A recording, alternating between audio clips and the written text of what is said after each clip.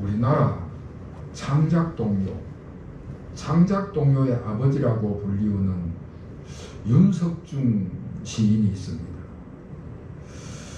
이 윤석중 시인은 한국 아동문학을 대표할 뿐만 아니라 대한민국 초대 방송위원장을 보낸 분이십니다.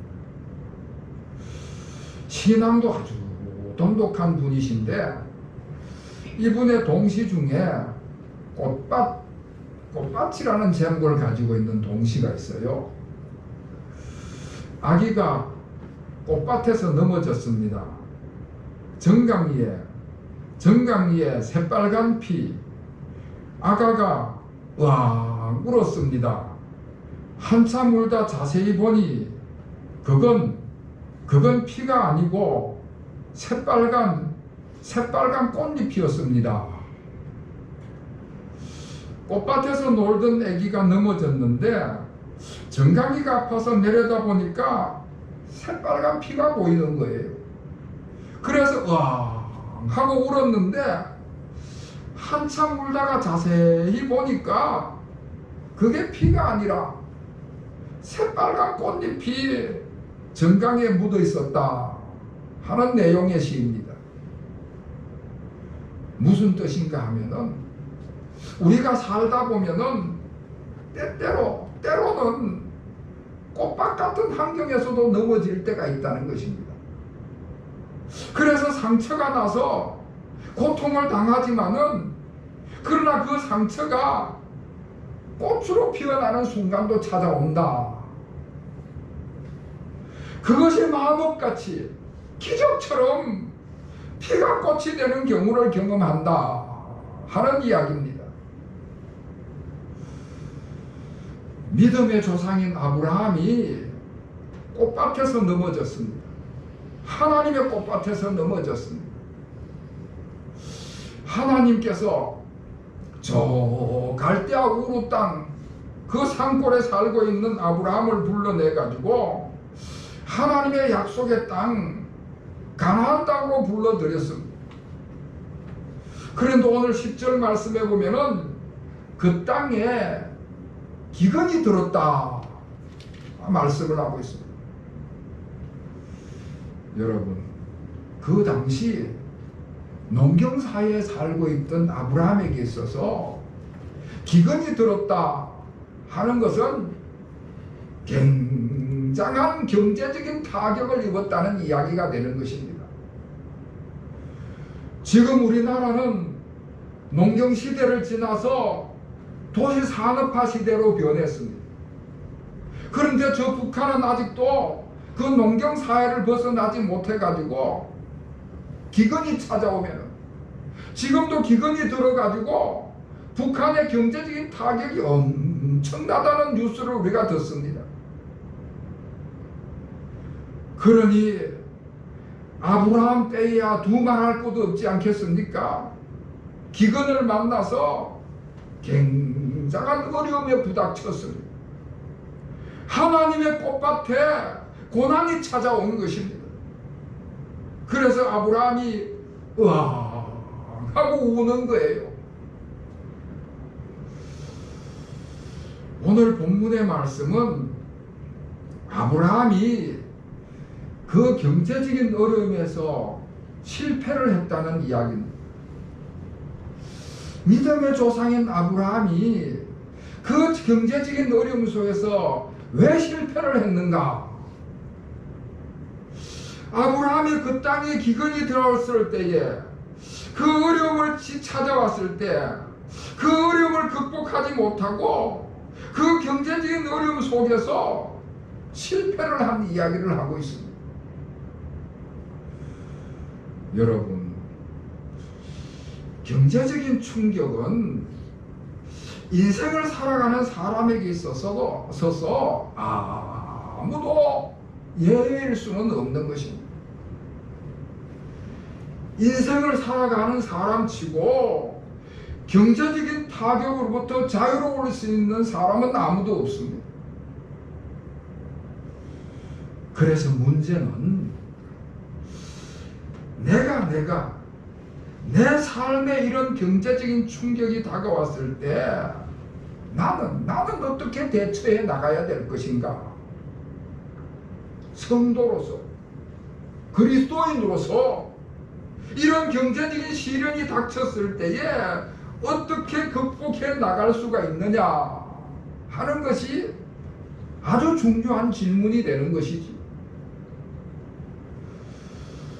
믿음의 조상인 아브라함이 그 경제적인 시련에 실패를 했습니다. 왜 실패를 했는가? 오늘 본문의 말씀은 그 아브라함의 실패를 보면서 우리가 믿음의 성도들이 타산지석을 삼아야 되겠다 하는 말씀입니다. 아브라함이 그 땅에 기근이 들었을 때에, 경제적인 타격에 시련이 찾아왔을 때에, 하나님의 꽃밭에 넘어졌을 때에 아브라함이 쉽게 그 현장을 떠나버렸다 하는 것입니다. 아브라함이 그 삶의 터전을 쉽게 저버리고 떠나버리는 실수를 저질렀습니다. 하나님이 주신 그 삶의 자리인데, 하나님이 주신 그 삶의 자리를 그렇게 쉽게 옮겨서는 안 되었던 것입니다. 오늘 10절 말씀에 보면은 그 땅에 기근이 들었을 때에 아브라함이 애굽으로 내려갔다 말씀을 하고 있습니다. 그러니까 아브라함이 이사를 간 것이지요. 여러분, 우리도 현대 사회를 살다 보면은 종종 이사를 가게 되는 경우가 있습니다. 그런데 이사를 가는 것 자체는 문제가 되지 않습니다. 문제는 이사를 가게 된 그 배경을 봐야 된다 하는 것이지. 오늘 본문 말씀 바로 앞에 4절 말씀에 보면은 이에 아브라함이 여호와의 말씀을 따라갔고 롯도 그와 함께 갔다 하는 말씀이 나옵니다. 그러니까 지금 아브라함이 그 가나안 땅으로 오게 된 것은 하나님의 말씀을 따라왔다는 것입니다. 하나님의 말씀을 따라서, 하나님의 인도하심을 따라서 아브라함이 그 가나안 땅에 들어오게 된 것입니다. 그리고 아브라함이 그 가나안 땅에 들어왔을 때 하나님이 다시 또 나타나서 말씀을 주시는데 7절 말씀에 보면은 여호와께서 아브라함에게 나타나 이르시되 내가 이 땅을 내 자손에게 주리라 하신지라. 그래서 아브라함이 자기에게 나타나신 여호와 하나님 앞에 그곳에서 제단을 쌓았다 하는 이야기가 나옵니다. 다시 말씀을 드리면은 아브라함은 하나님의 인도하심을 따라서 하나님의 말씀을 붙들고 가나안 땅으로 들어왔습니다. 그리고 그 가나안 땅에 들어오자마자 하나님께서 나타나셔서 아브라함에게 말씀을 하시기를 이 땅을 내 자손에게 주리라. 아브라함과 그 자손에게 그 땅을 주시겠다고 하나님께서 약속의 말씀을 주셨습니다. 여러분, 그러면 아브라함이 그 땅에서 어떻게 해야 할 것인가?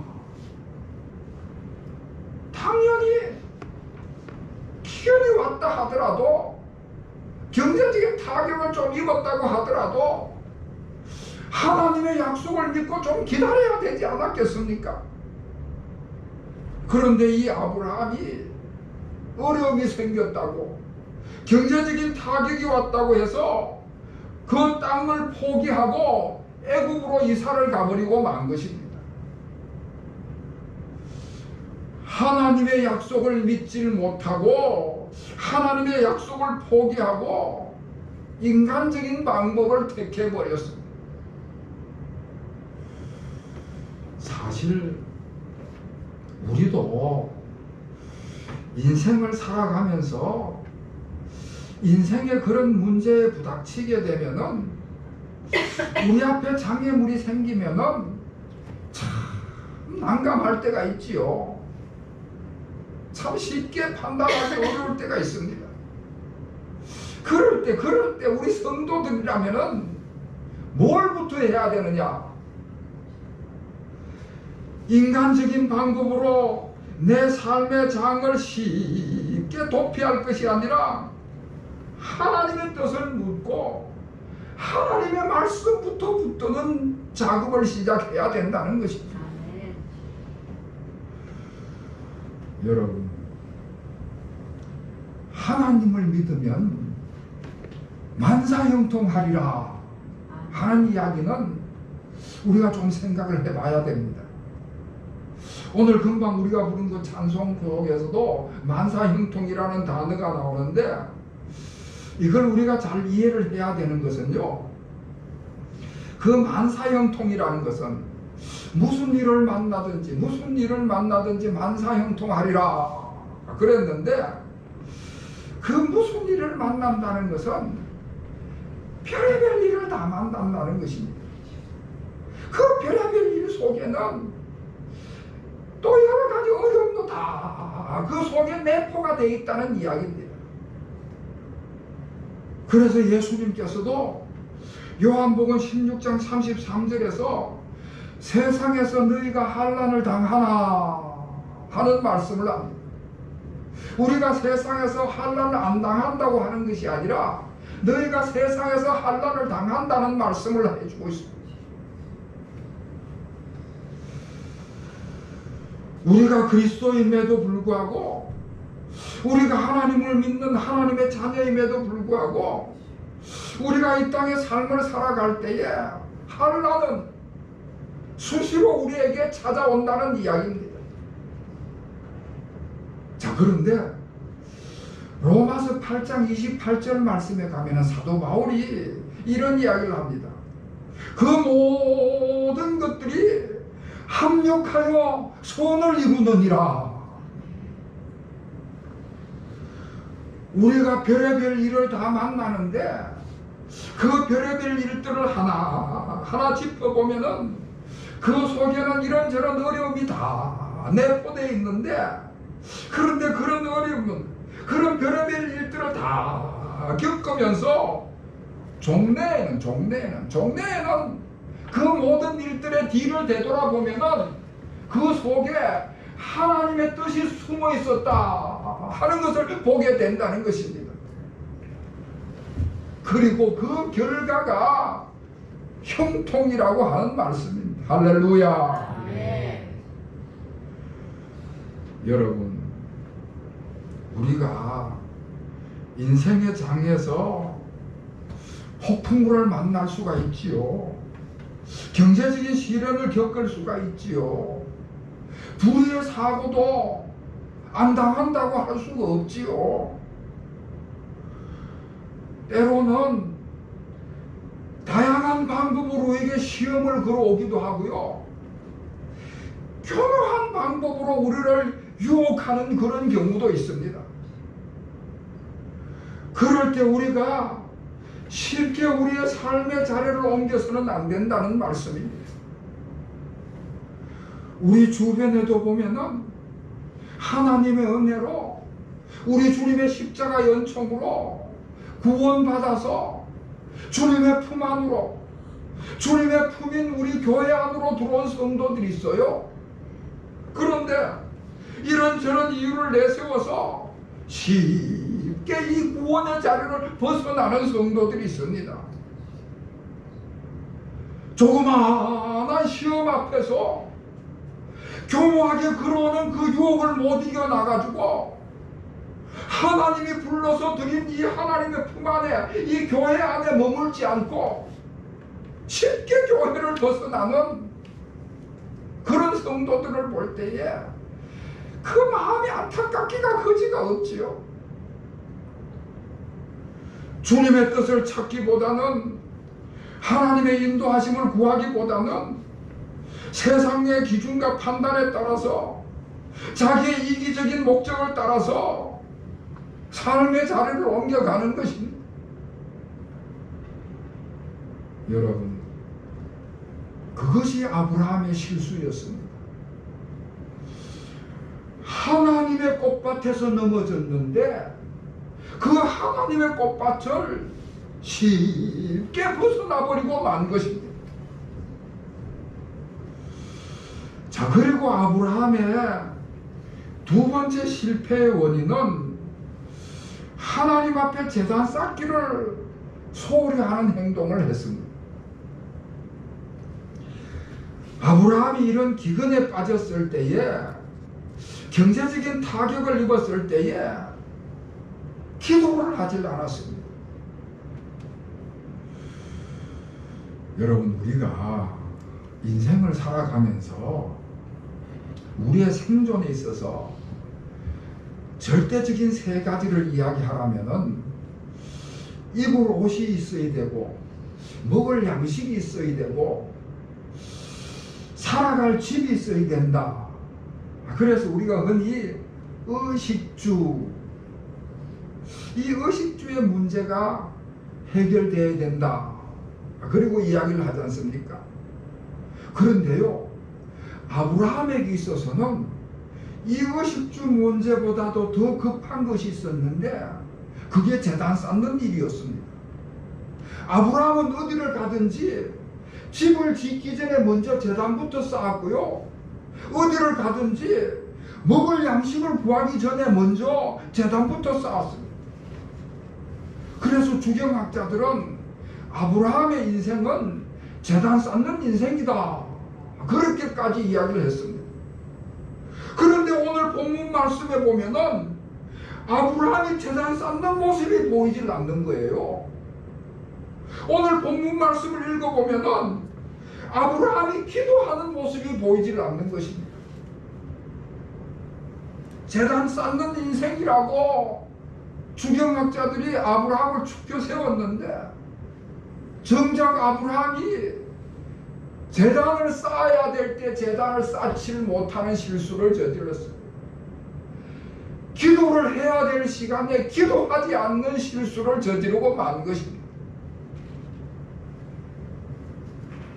저 아프리카 사바나 지역에 가면은 독수리과에 속하는 맹금류 중에 비서새라는 것이 있습니다. 그 비서새라는 것은 이 뒤통수에 그 비서가 그 펜을 꼽듯이 그 깃털이 그렇게 삐죽하게 나왔다고 해갖고 이름이 비서새예요. 독수리과에 속하는 맹금류이기 때문에 날개 길이가 1m, 큰 거는 2m까지 이른다는 거예요. 그러니까 이 큰 날개를 가지고 공중을 날다가 저 아래 두더지나 뱀 같은 것이 있으면 손살같이 내려와서 그걸 낚아채 잡아먹는데, 이 비서새의 아주 웃기는 단점 중에 하나가 뭔가 하면은, 그렇게 땅 아래 내려앉았는데 자칫 그 땅에 있는 그보다 더 강한 맹수를 만날 때가 있다는 것입니다. 사자라든지 포범이라든지 이런 맹수를 만나면은 빨리 그 날개를 펴서 공중으로 날아 올라가면은 그 위험을 피할 수 있을 터인데, 아주 그 좋은 날개를 가지고 있음에도 불구하고 이 비서새가 땅에 내려앉았다가 사자나 포범이나 그런 맹수들을 만나면은 날아올 생각은 하지 않고 두 다리로 도망을 간다는 거예요. 도망을, 쫓아가려 한다는 거예요. 그러다가 잡아먹힌다는 것입니다. 왜 그러냐? 너무나도 당황한 나머지 날 수 있다는 사실을 잊어버려서 그렇다는 것입니다. 정작 날아야 할 때 날지 못하는 새, 정말 날아야 할 시간에 날지 못하는 새가 되어버리고 만나는 것입니다.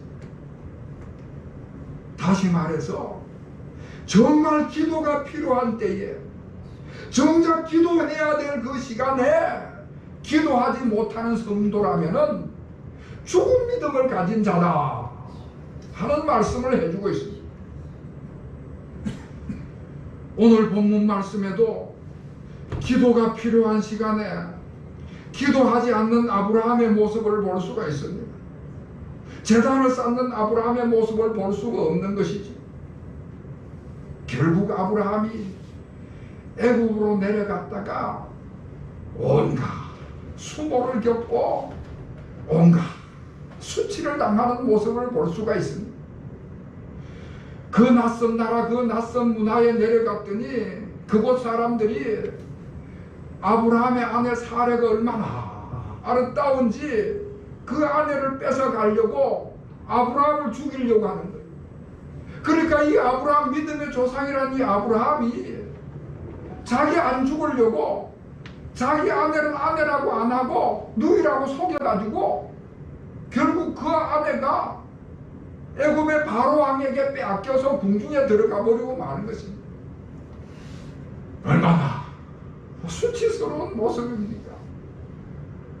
얼마나 두려웠으면은 자기 아내를 빼앗기고도 말 한마디 못하는 그런 고난을, 수치를 당하는 것입니다. 인간적인 수단과 방법을 강구했는데 그 경제적인 어려움을 극복하려고 했는데 결과가 더 형편없는 자리로 나아가버리고 만 것입니다. 자, 그런데 참 놀라운 것은 그럼에도 불구하고 애굽 땅에서 하나님께서 그 아브라함의 가족을 보호를 해주십니다. 바로 왕이 아브라함의 그 아내 누이라고 속인 사레를 데리고 와라. 그래갖고 궁중으로 끌려 들어갔는데 그날 밤에 애굽 궁중에 재앙이 덮치는 거예요. 그래서 도대체 이 재앙이 왜 찾아왔는가 하고 알아보라고 했더니 아브라함의 아내를 궁중으로 불려들였기 때문이다. 신하들이 그렇게 이야기를 합니다. 그래서 바로 왕이 아브라함의 아내 사레를 자기 곁에 두려고 했다가 깜짝 놀래갖고 건드리지도 못하고 다시 돌려보내게 되는 것입니다. 그러니까 하나님께서 그 아브라함에게 아주 특별한 은혜를 베풀어 주신 것이죠. 그걸 가르쳐서 우리 기독교 교리 가운데 아주 중요한 성도의 견인이라는 교리가 있습니다. 무슨 뜻인가 하면 하나님께서는 택한 백성은 하나님의 나라에 이르는 그날까지 여러 가지 방법으로 견인을 해주신다. 사고난 차, 견인차가 와서 끌고 가듯이 우리 하나님의 택한 백성들은 하나님께서 그렇게 견인하신다는 이야기입니다.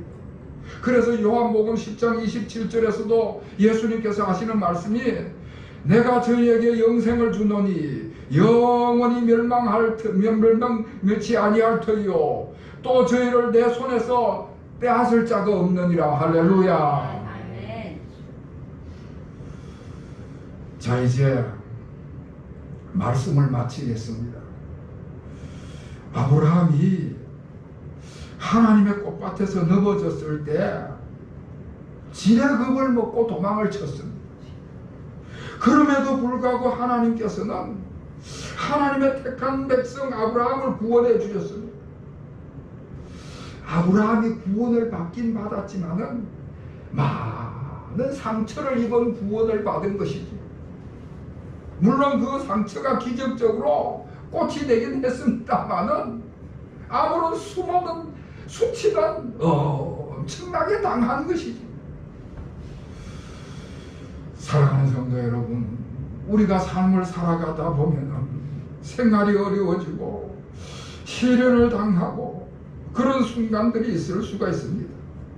그럴 때일수록 우리가 제단 쌓는 예배 드리는 것을 소홀히 해서는 안 될 것입니다. 기도하는 것을 소홀히 한다든지 찬양한다는 것을 소홀히 해서는 안 될 줄로 믿습니다. 그럴 때일수록 더욱더 모든 것을 합력하여 선을 이루신다는 하나님의 신실하심을 믿고 나아가는 여러분들이 되시기를 축원합니다. 이와 같은 은혜가 우리 모든 교우들에게 함께 하시기를 다시 한번 우리 주님의 이름으로 축원합니다. 기도하겠습니다. 하나님 아버지, 지금까지 저희들의 삶 속에 여러 가지 어려움이 있었지만 여기까지 인도하심을 감사드립니다. 앞으로도 우리의 삶에 많은 도전과 어려움이 있겠지만 주님께서 함께 하시면 우리의 삶 속에 진정한 승리를 맛볼 줄로 믿고 나아가는 성도들 되게 하여 주시옵소서. 우리를 둘러싸고 있는 삶의 정황이 여전히 피곤하고 어렵고 부담스럽더라도 기도가 끊어지지 않게 하여 주시옵소서. 더 열심히 예배드리고 더 열심히 주님을 가까이 하는 성도들 되게 하여 주시옵소서. 주님께서 우리를 도와주실 줄로 믿습니다. 우리에게 마지막 승리를 허락하여 주시옵소서. 예수 그리스도의 이름으로 간절히 기도하옵나이다. 아멘.